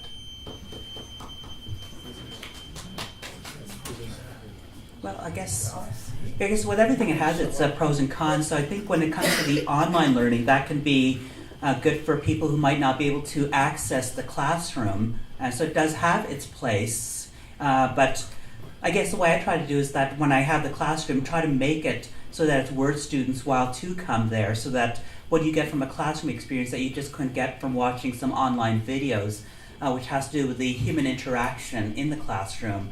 And so that's what I think makes the classroom unique, and I don't think that could ever die out, is the way I kind of see it. So I think there is a role for both. If the current university system did fall, and Jordan and I was able to get hired at Jordan Peterson's online university, if that were to ever form, I would definitely give that serious consideration.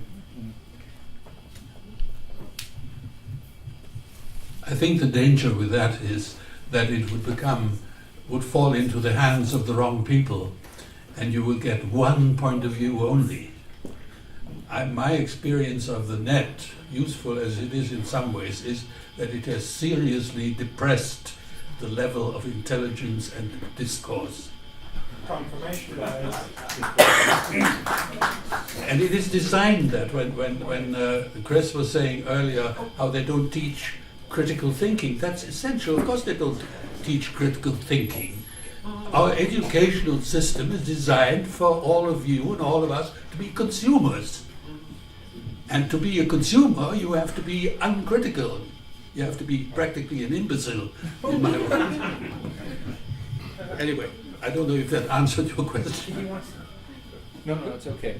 It's just there's massive online courses that exist now, and different universities have them and whatnot. But it'll never replace, I think, that face-to-face experience that you have. Yeah, ultimately, I think that every individual is different, and his or her learning processes are different. In an ideal world, every individual would have his or her own teacher or teachers to deal with your particular way of unfolding in this world, and it's always different from somebody else. And anything that goes away from that, for me, is questionable. Obviously, I realize that it's impractical, shall we say, for all of us to have our personal teachers.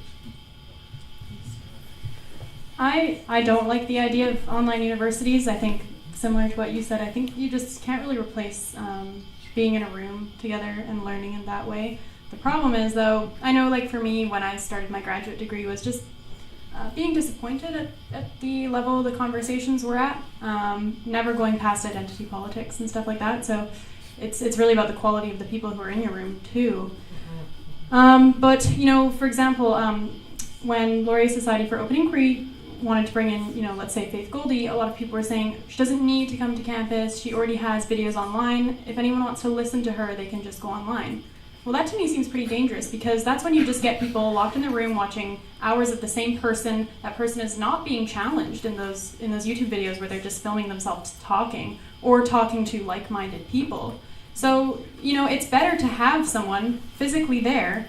With this setup, you can question them, you can actually engage them and look them in the eye and ask them questions, and you can kind of feel the room. That to me is really important. I don't like this idea of being atomized and being alone just with our laptops and watching people on YouTube.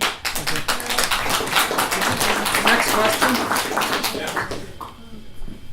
So thanks again for coming. I know some of you had to travel and all that, and thanks for the Humanist for putting this on. Here we are in the room having that interaction, right? Right. That's why we came. So thing number two, I am a high school teacher in English and social studies, and so I'm trying my level best, guys. I really am. Freedom of thought, freedom of expression. So my question is, I'm glad you brought up Brett Weinstein and the Evergreen issue. Saw him interviewed on the Rubin Report. And he used it. This has been almost like an earworm. He used a word to describe these protests, the deplatforming protests and whatnot. We've probably seen the videos and whatnot. That they're not genuine protests with the agenda that maybe they're presenting. He called it an insurgency. Now that sounds right. It sounds hyperbolic, but then my question is: so what do you think? Genuine agenda for social, improvement, or is it an insurgency? Is it some sort of a strategic move for some darker agenda? I don't want to get all conspiracy theory or anything, but I don't know. What do you think is the agenda behind the so-called social justice warriors? Oh, good.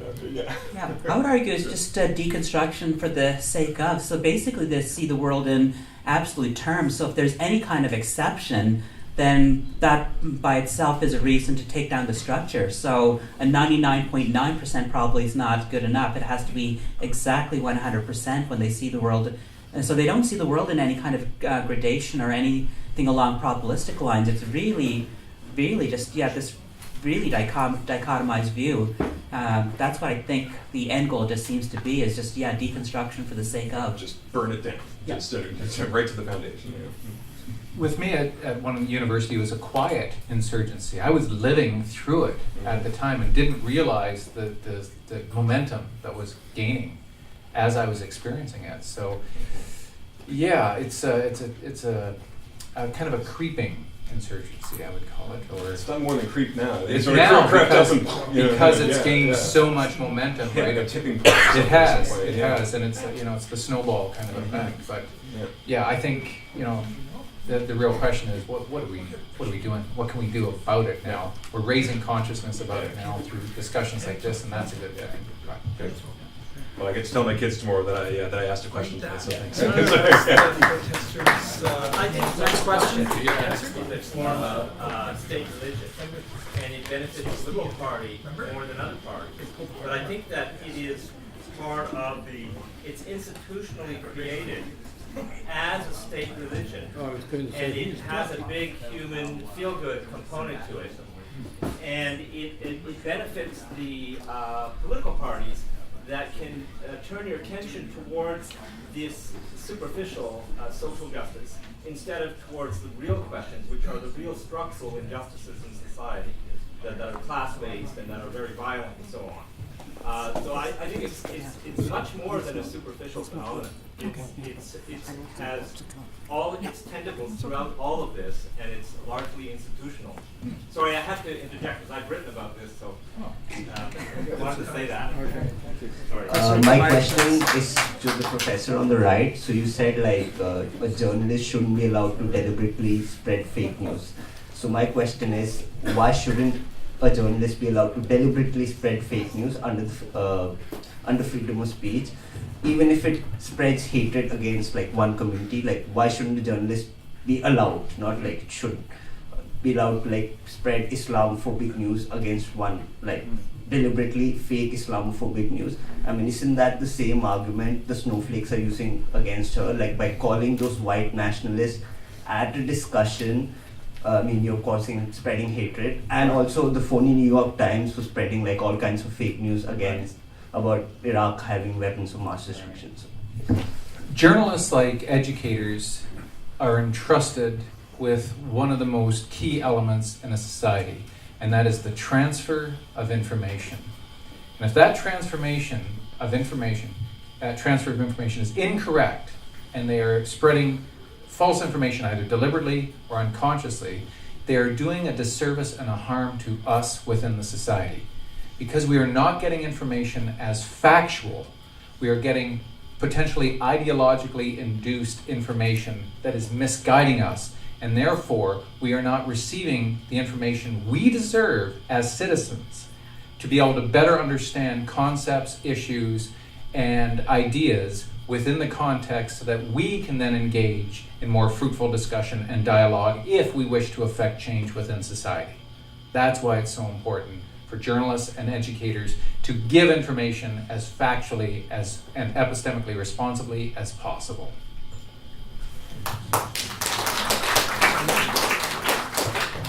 Can I have that for a second? I do want Hello. to. Thank you all for coming again. I do want to. Can I just Yes. have a footnote to what Chris just said? That it's the function of educators to convey information. I think that information is rather. I don't see it that way. Information is available. Then the ideal university would be a library, because that's where all the information is. What you really teach, I think, is a process, a way of thinking, a way of using information. The information is available. You don't have to go to university. Find out anything about anything if you want. Library now on the net. But that isn't what it's about. It's about your ability to use information critically and intelligently. So it is processes that we teach, and that's why the personal is so important. Because I find in my experience, the successful teachers are those that the students somehow sense are sincere. They're not just talking because they're going to collect $100,000 for their performance. They believe in what they're talking about. It's part of the fabric of their lives. So I think process, to me, is more important than information. Sorry. Okay, question now. My question is more specific to Lindsay about the fee that was levied against LSOI. The president of the University of Waterloo, which I attend, put out a statement saying we cannot shy away from opposing views around the time the talk was scheduled. I don't know if it was before or after April 25th. But I can't help but notice the dissonance in the university between the president saying we cannot shy away from opposing views and the fee that was levied against you. So was there a specific part of the university that I can criticize? Anyone's more familiar with university bureaucracy? Well, like this, they get it both ways, right? Like he can claim, oh, as an institution, like they support free speech and they believe there should be controversial speakers. Oh, but it is going to be $28,500 just because of the nature of the conversation. It's not our fault. It's that there's protests, stuff like that. So it's really, it goes back to, you know, what Chris was saying. Like it's about appealing to a client base. You can have it both ways. Hopefully most people see through it. But, you know, a lot of people don't and they think it's reasonable. But of course it's not. I think someone did the math and $28,500 would get us like 130 police officers or something like that. I'm curious on the math on that. Yeah, and Who well, came up with the number? Well, the thing is, it was some sort of chief of security of the university, but he said that he cannot give me the details of the security plan, the police plan, because the clients don't need to know that. And on some level, I kind of understand. Like, they're probably going to have plainclothes officers sitting in the audience, like, okay, but, you know, if that 130 police officer figure is close to true, I mean, it was a 400 capacity room. That's what, more than one officer for every 4 people? Yeah. It really doesn't make sense, yeah. But you mentioned a chief of security or something. I didn't get the person's name, but I mean, yeah, it's the communications people tagged in with the security people, right? Yeah. Let's write an article on that. I did. Yeah, I did. Yeah, it's in the Daily Caller. Yesterday, co-authored it. Okay, thank you. Yeah. So thank you all for sharing your stories. They're rather distressing, and they seem to point to a more general sort of distress that we're experiencing in society with people who are championing freedom, specifically freedom of thought, freedom of expression, and people who are more concerned with the plight of the oppressed. It seems that there's kind of a conflict of discourses here. So I'm wondering, to what extent do you have sympathy for those who are in this other discourse, and whether you think that it's worthwhile to reach out and try and bridge this gap of the freedom of speech advocates and the helping the oppressed advocates, and if it is a worthwhile project, what's to be done about it? Well, I guess as someone who's always been, like I was like, the reason I went into academia and wanted to go into the teaching was to give a voice to those in society who don't have a voice. So I find it a bit Yeah, so I find it a bit strange that the very people I've been speaking for my whole life are now the ones who are turning against me. And I think it has to do with how we actually define inclusion, and the way it's currently, the definition that it seems to be used in practice is that every single person in the room must feel included. And so if even one person feels even the least bit offended, then we must not have that topic discussed anymore. So when it's framed that way, what do you end up talking about? So I think that's where the problem is that the way they want to frame the debate is in terms that are not realistic or plausible. I would say it's very much, for me, freedom of expression, a way of speaking for those who cannot speak. I am appalled by the social inequality across the universe. I mean, across our planet, I mean by that. The suffering, the fact that we are sitting here and there are probably during our discussion here, I would say, I'm safe to say that 1,000 children died of starvation. We must not forget that. We must speak for them. We will not have a peaceful world until we have social equality. That means that everyone can eat, that everyone has a home, that everyone has medical service free and education. We have to put an end to these people who have billions of dollars and cruise around wherever it is. This has to stop. We have a world today where the less you contribute, the more money you make. You know, I've been working at it for many years. I'm nowhere near the kind of fortune that other people make sitting at a computer and manipulating the stock market. Manipulating. No, this has to come to an end. The number one objective, my number one commitment, and that's why I fight for the freedom of expression, because they don't want me to say that, is to make sure that we share the fruits of our labors on this planet fairly.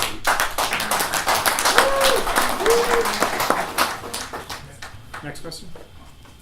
Hi. So, Lindsay, you mentioned earlier when people were talking about Faith Goldie saying she didn't have to come to campus because people can watch her stuff online. I witnessed the same stuff happen on my campus when we invited Jordan Peterson to speak. But I guess I'll bring it back together. But in the UK, we've recently seen 2 cases of people being tried by the government for hate speech laws. One was for posting rap lyrics and another was for a joke video.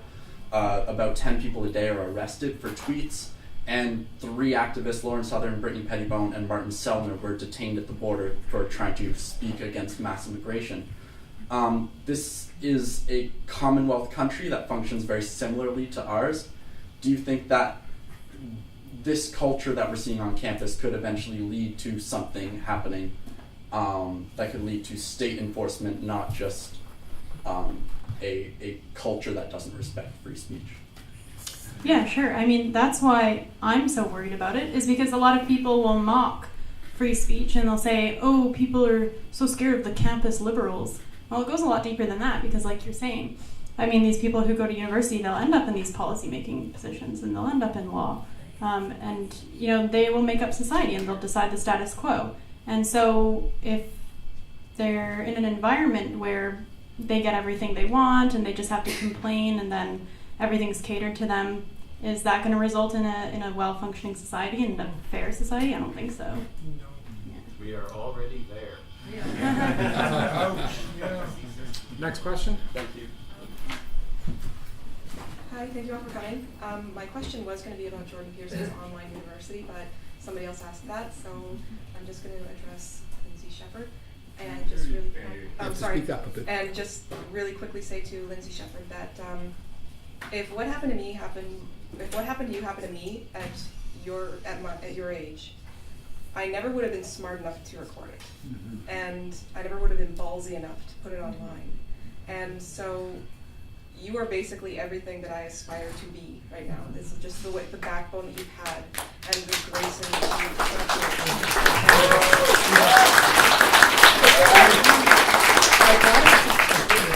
I brought a canvas with some acrylic markers, and I was wondering if you could sign it, because my goal is to get Dave Rubin's name on there, possibly Sargon of Akkad, although I know he's never in Canada, Joe Rogan, Eric Weinstein, and just all those people that I've been watching lately.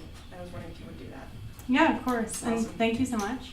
And I really have to credit my mom with the idea of secretly recording it, the meeting. I was going to do it, but she encouraged me. And if she had said, don't do it, I wouldn't have. So I really took her guidance on that, and so I'd give her credit. Yeah, I'd encourage you then. Yeah. Thank you. Yeah, I just, I guess I could turn it into a question, but first I want to say, when I read the draft statement from Wilfrid Laurier University, to me it's clear. I mean, if we apply critical thinking, it's really a statement that will be used to justify suppressing freedom of speech. Because black on white, they say, of course you have freedom, but we have to protect everyone, and therefore the university will decide on the venue and decide when you can say these things and when you can have the event and all of these things that the university will be able to decide. Well, that's censorship. The whole idea of speaking is so that you can have influence, so you can reach as many people as you can, so you can go to the venue you want to go to that you think will optimize the event. And so if the university is giving itself the right to delay and to put you in a small room, they've done this to me, so I know what that's like. And as soon as they have it in the policy that they can do that, you're screwed. So I think that policy needs to be deconstructed and attacked for what it really is. I mean, when they use the term inclusive freedom, there's an academic source to that. They actually cite the author of a book. If you look at her book, it's a book about how the university has to cleverly suppress speech. Okay, what is all the methodology of making sure that there's no trouble on campus and that the institution get what it wants, which is an ideal place to indoctrinate people. So, I mean, this is what they're talking about. Even though there's all this nice language, and they have all this lip service in there, in the end, this is how they will use it, I think. How would you respond to that? Oh, that's the question? Yeah, it's a question. Yeah, well, even the policy change they made yesterday about how student clubs or faculty sponsors of a speaker have to pay the security fees. Well, now you're putting a premium on certain kinds of speakers, and you are limiting free discourse because you've put a price on certain speakers. Like for the Faith Goldie Ricardo Duchenne event, we would have had to, I think it was going to be $20 a ticket. Well, I went to a talk where in March where she was talking about how universities should be safe spaces and we need more diversity and things like that. There's no security there, and that was free. So we can see that for free, but anything else is not. That's a problem. Yeah, and that institutional statement on freedom of expression, I realized, they put in a lot of work, and there's one professor, David Haskell, who's been really outspoken through all this, and I know he worked really hard on the statement. I don't know if this is public knowledge yet, but he resigned today from the task force, so I know something bad happened, but I don't know yet because I haven't had a chance to talk to him. Basically, I don't care about that statement. I don't think it's going to do anything. And again, I don't want to discount the work that they put into it because I think it is good that they had, a diversity of people who, some wanted to limit free speech, some were free speech absolutists, but in the end, they all came to a consensus on this document. I think that's good that they could all defend the same document. But I really don't think it does anything at all. So I just really don't care.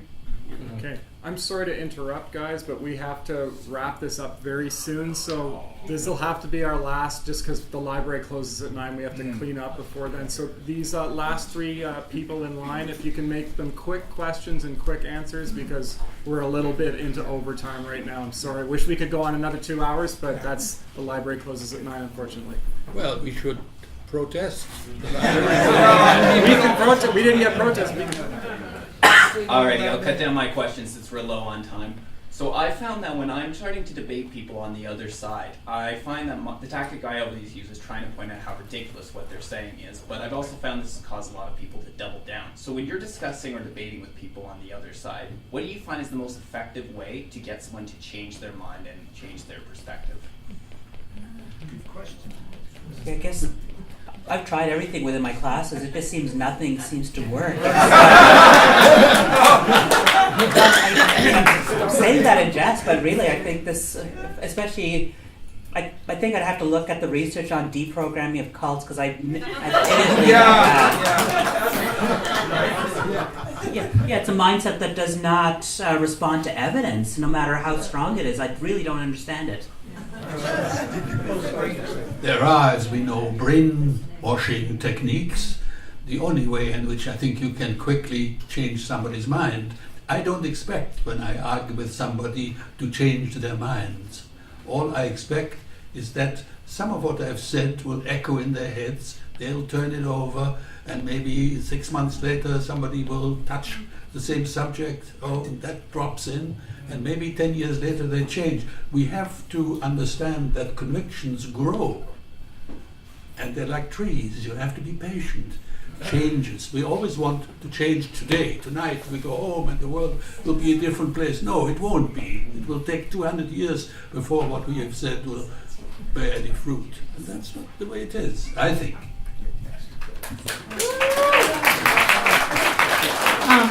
I think something important is to just be consistent and be fair. So a lot of time, free speech advocates will be accused of only defending right-wingers. And I think in a lot of cases that's actually justified, because you'll see a lot of them only defending right-wingers. So for example, I defended Nora Lorito, who was the person who was in the news quite a bit because she wrote about, on Twitter, the whiteness, youthfulness, and masculinity of the Humboldt Broncos bus crash victims. Yeah. And she got death threats over that. And I defended her, and I got messages saying, don't defend her. And I'm like, and they're like, you're going to lose support. You're not going to win over the SJWs, so don't do it. It's like, I'm not trying to win anybody over. I'm just trying to be consistent. Like, I don't think she should be attacked for freedom of expression, right? I haven't had much difficulty with SJWs, as they're called. In my classes, my students are very attentive. They enjoy what I have to say. I took over a course for a colleague once for a couple of weeks, and on the last day a student put up his hand and said, I really want to thank you for the last 2 weeks for telling us how to think critically rather than giving us this, the pablum we've been spoon-fed for these past 4 years of my university career. So I think I am getting through to some of them. My issues have never been with students. They have always been with administrators. Thank you very much. My question might be a little bit too broad. First of all, like a lot of people, I just want to thank you for the enormous amount of self-sacrifice and work that you people do on behalf of free speech. It's just amazing. Your courage. Thank you so much. My question is, it might be too broad, but since there's still a few minutes left, what do you think, and different viewpoints, is one of the main causes? I mean, you can see so many things, whether, philosophers that came of age, etc. But what I fail to understand is as if people have no critical faculties left to value free speech, and they've forgotten the lessons of Nazi Germany, Mao's China, Stalin era, where people were jailed for the slightest thing, and how valuable it is, and how people died for free speech. What do you think? Is it a lack of historical knowledge coupled with critical thinking, coupled with identity politics and trying to make things better? What do you, from your different perspectives, think one of the main causes of people not wanting free speech for themselves and others? Yeah, that could probably be its own talk, but I think it's basically just been almost like a perfect storm of multiple independent movements that come together to this point. It didn't happen overnight. I think it's just been a steady stream over decades, and it's we've come to this point. So on the bright side, it is part of the public discourse. People are aware, they're talking about it. So, I think that's basically, in terms of how to turn the tide that way. And I do kind of think of that analogy, planting those seeds into people's minds now, hoping they will take fruit and, to grow when we need them, plants to be going. No, to me, if you want a better society, teach critical thinking.